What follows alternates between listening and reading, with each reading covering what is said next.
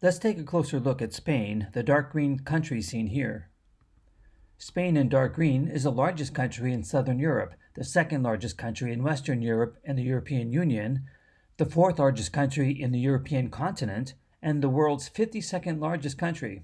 It occupies a majority of the Iberian Peninsula. Spain is bordered to the north and northeast by France and by the small principality of Andorra along the Pyrenees mountain range, to the west by Portugal, and it is just across from Morocco in northern Africa.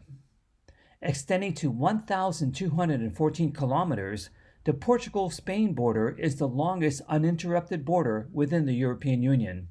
The Iberian Peninsula, where Spain and Portugal are, is the largest European peninsula by area after the Scandinavian peninsula. Spain is bordered to the south by the Strait of Gibraltar, to the south and east by the Mediterranean Sea, to the north by the Bay of Biscay, and to the west and northwest by the Atlantic Ocean. The capital and largest city is Madrid. The second largest city is Barcelona, or Barcelona, as they would say there. And another town you might have heard of is where they have the running of the bulls, in Pamplona. The official language is Castilian, or Spanish, Español, and everyone needs to be able to speak it. There are some other languages spoken in other regions as well. A dialect called Gallego is spoken in the region north of Portugal called Galicia. Another language is Euskera, a language spoken in the Basque region, or in Spanish, El País Vasco.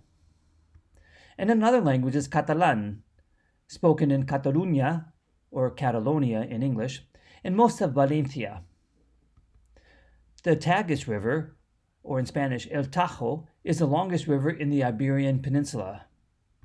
The Ebro River is the longest in Spain. Spain also includes the Balearic Islands, Las Islas Baleares, in the Mediterranean Sea, and a number of uninhabited islands on the Mediterranean side of the Strait of Gibraltar. The major islands of the Balearic Islands are Mallorca, Menorca, Ibiza, and Formentera. Spain also includes the Canary Islands in the Atlantic Ocean. In past trips, I visited Madrid, Segovia, Toledo, near the center of the country, and Seville, Córdoba, and Granada in the south. I did the trip 3 times, the last time in 1992. I'm planning on going back next year for a shorter version of this trip, eliminating the cities in the south, at least for my first time back. Therefore, the main regions of Spain that we will be in are Castilla-La Mancha while visiting Toledo, Castilla y León while visiting Segovia, and the autonomous region of Madrid to visit the many sites in Madrid, as well as possibly the Valley of the Fallen and El Escorial. The monetary unit in Spain used to be the peseta, but now, of course, it's the euro. Spain's economy is the 14th largest worldwide and the 5th largest in the European Union. This is Felipe IV, the present King of Spain. Let's start with the place where we will spend the most time, Spain's capital, Madrid. We arrive at Madrid Barajas Airport. Our ride to our hotel here is only about 14 minutes. Our hotel is the Gran Hotel Colón. We can walk to just about everything we want to do in Madrid, and we can take the subway as well. This is the hotel lobby. We'll have a breakfast buffet every morning to get our day started. The bedrooms are nice and spacious. This is the very top of the hotel. On our first walk, we'll pass through Madrid's giant park, El Parque del Gran Retiro, which is a place to explore in itself, and we'll get to the Plaza de la Independencia, the Independence Square. I'll talk about the park later. The Puerta de Alcalá is a neoclassical monument in the Plaza de la Independencia.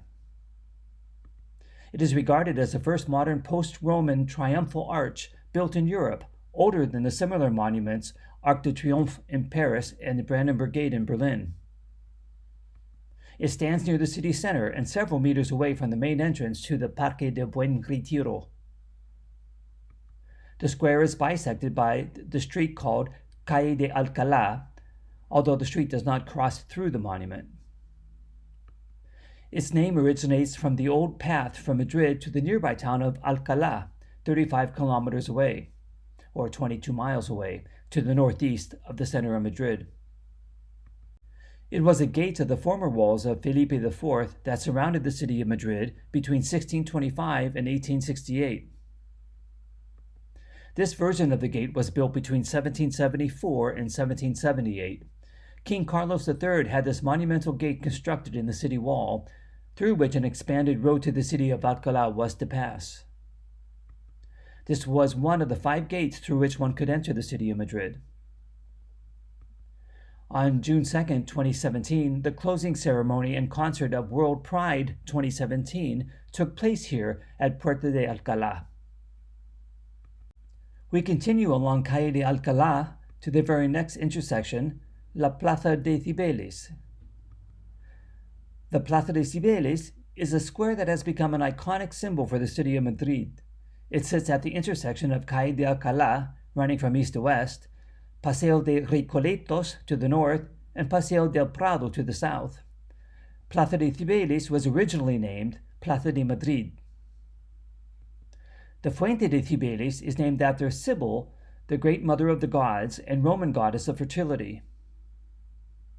The fountain was completed in 1782. The fountain is traditionally the place where the Real Madrid soccer team celebrates its team victories, with the team captain placing a Real Madrid flag and scarf on the statue. The most prominent building at the Plaza de Cibeles is the Palacio de Cibeles, formerly named Palacio de Comunicaciones, the city's main post office, telegraph, and telephone headquarters, which is now the seat of the Madrid City Council. The first stone of the building was laid in 1907. The building was officially opened on March 14, 1919, and began operating as the distribution center for mail, telegraph, and telephone. Another interesting building here is the Banco de España, the Bank of Spain, built 1884 through 1891.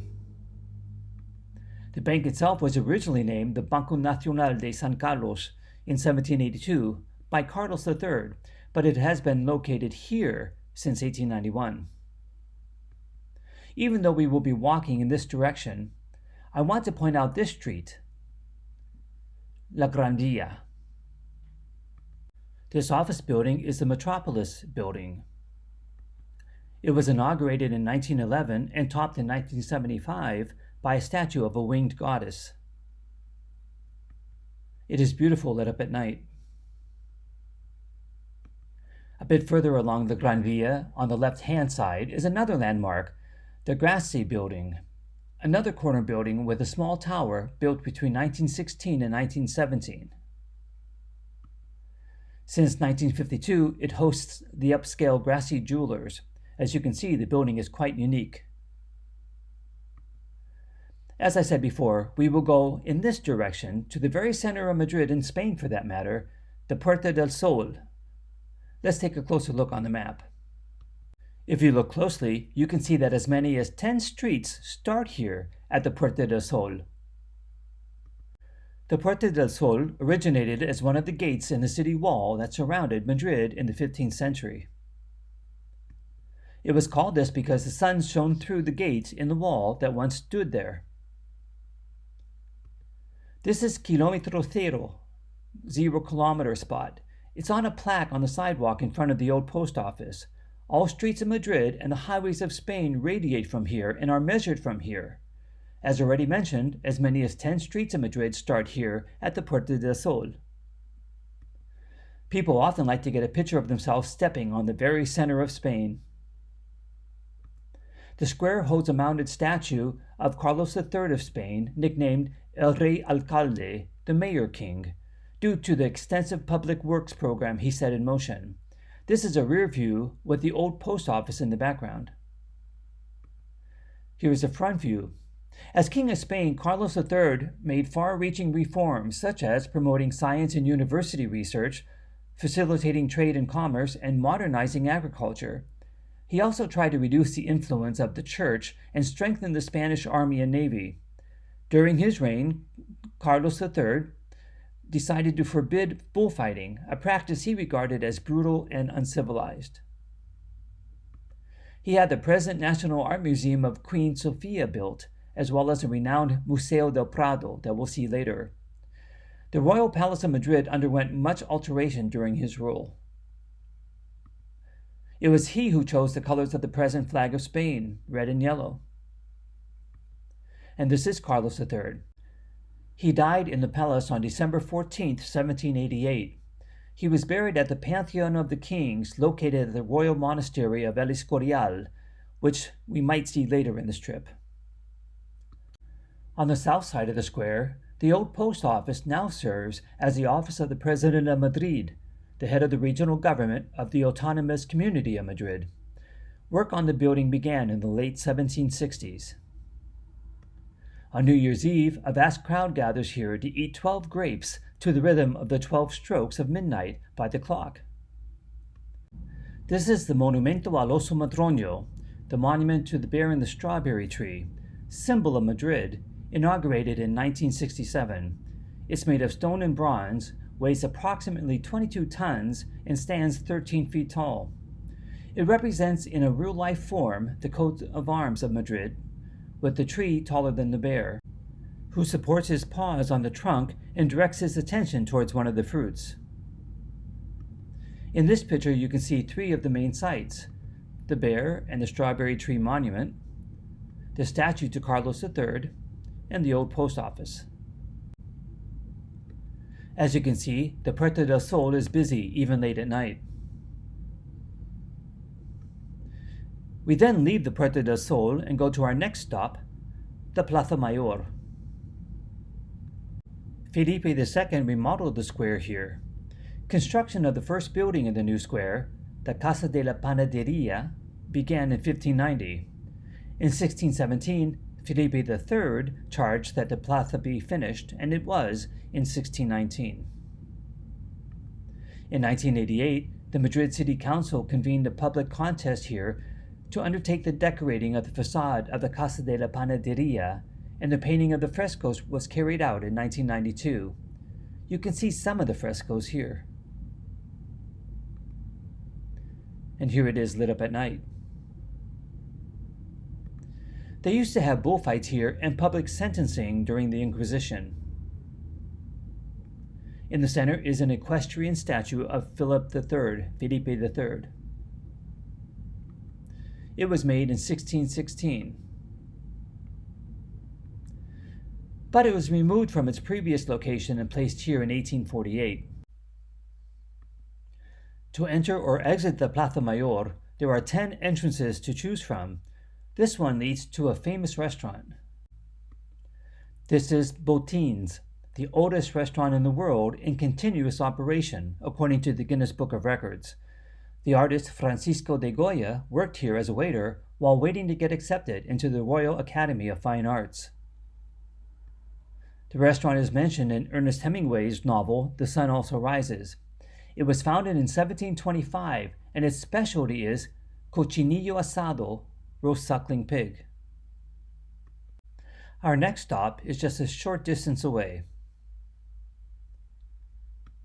This is the Colegiata de San Isidro. It's named after and holds the remains of the patron saint of Madrid, Isidro the laborer, and his wife, Santa Maria de la Cabeza. Their statues are on the facade just above the central entrance.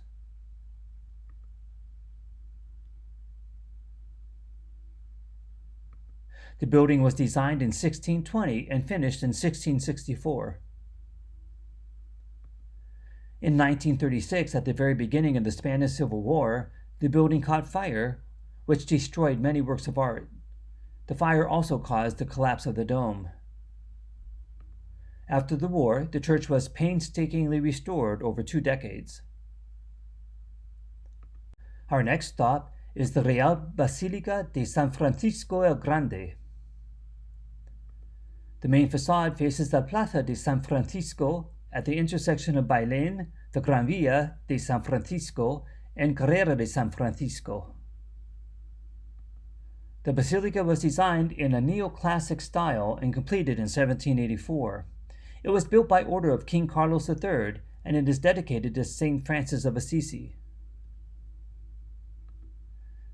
The inner diameter of the dome is 33 meters, or 108 feet, making it the third largest diameter of all Christian architecture and the largest dome in Spain.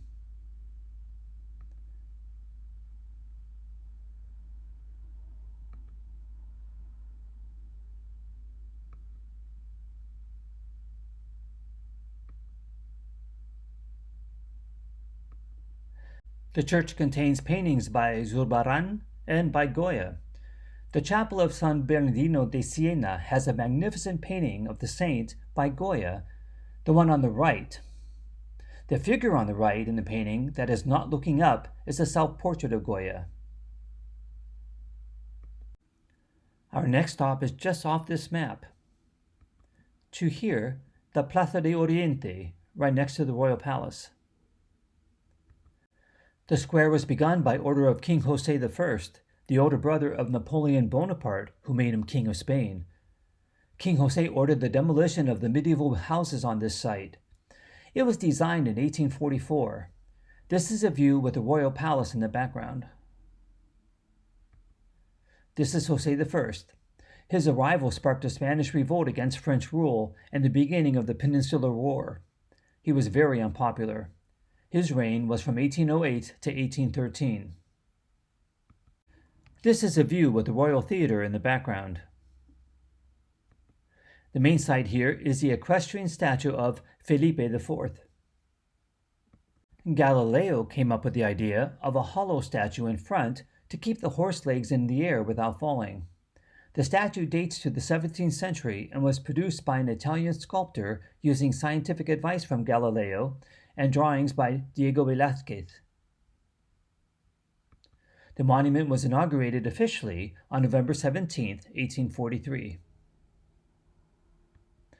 Philip IV, or Felipe IV, was King of Spain and Portugal. He ascended the thrones in 1621 and reigned in Portugal until 1640 and in Spain until 1665. This is Felipe IV. He is remembered for his patronage of the arts, including such artists as the great Diego Velázquez, and his rule over Spain during the 30 Years' War. There are 4 bronze lions on the base of the statue. One of the male figures is a symbol of the Manzanares River facing the Royal Palace, the one in the picture, and the other is a symbol of the Jarama River facing the opposite direction.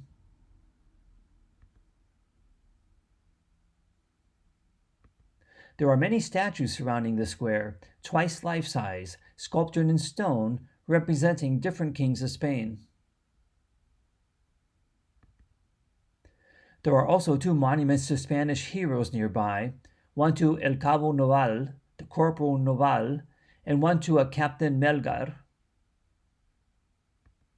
Our next stop is here, the Plaza de España. The Plaza de España is at the end of the Gran Via, north of the Royal Palace. In 1808, the area was one of the locations used by the French firing squads to execute prisoners taken during the May 2nd uprising. In 1918, the square and the monument to Cervantes were finished, this year being the 300th anniversary of Cervantes' death. And this is the monument to Miguel de Cervantes.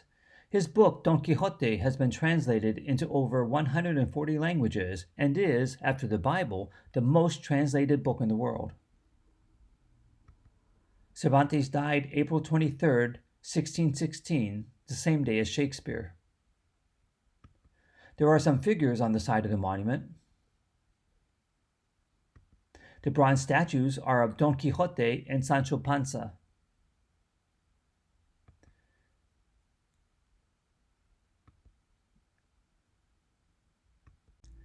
Adjacent to the square are 2 of the tallest buildings in Madrid. This one is the Edificio España, or the Spain building, built in 1953. And this one is the Torre de Madrid, the Madrid Tower, built in 1957. Both are now hotels. Also up the Plaza de España is the House of Gallardo, built in 1911, considered one of the notable examples of Art Nouveau style of architecture in the city. Our next stop is very close by, the Templo de Debod. Originally built 25 centuries ago, it was in Egypt, but was donated to Spain by the Egyptian government in 1968 for Spain's help in salvaging temples that were threatened by the construction of the Aswan Dam. It was dismantled stone by stone and reassembled here, and inaugurated in 1972. It is located in the southernmost part of Parque del Oeste. This is the main building of the temple. From here we go just a little further to here. This is the Teleférico de Madrid, or the Madrid cable car. It links the Parque del Oeste to a gigantic wooded area, the Casa de Campo. The line was opened in 1969. It uses 72 cabins, which take 11 minutes to travel the full length of the line and 11 back. This would offer us a chance to sit for a while and take in the views. On the way back, perhaps we'll stop here at the Plaza de Callao. The Plaza de Callao is named after Peru's port city and was built between 1917 and 1922. It has been turned into a pedestrian zone. It is a center for department stores, cinemas, cafes, etc. It's lively here, even at night. We've done a lot of walking today, so depending on the time, we can return to the hotel and freshen up before dinner, or simply go straight to dinner from here, perhaps at Botines near the Plaza Mayor that you saw earlier, then out to some bars later on tonight. And so ends day 1.